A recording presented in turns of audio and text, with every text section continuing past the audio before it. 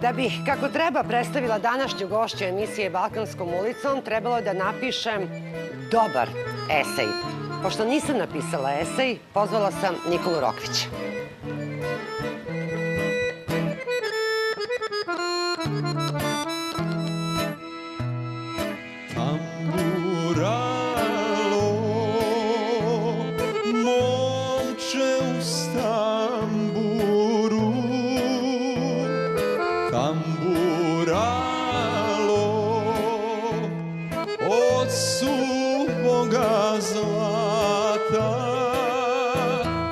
Tanke žice kose djevojačke, a terzijan pero sokolovo. Tanke žice kose djevojačke, a terzijan pero sokolovo.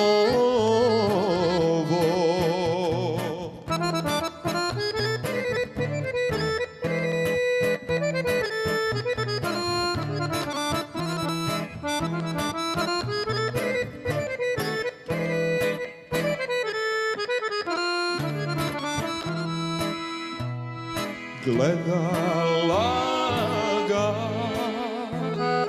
majka sa čardaka, vidi majko lijepa junaka, da mi ga je u dvoru gledati, na njegovim grudma se visati, da mi ga je u dvoru gledati, na njegovim grudma se visati.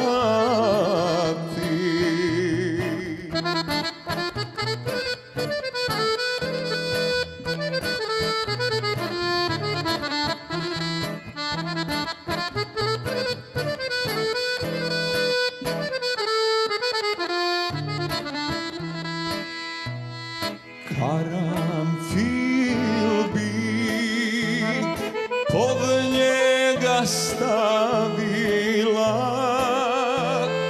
a ružicu pod njegovu glavu. Nek miriše, nek se često budi, a još češće ljubi. Nek miriše, nek se često budi, a još češće ljubi.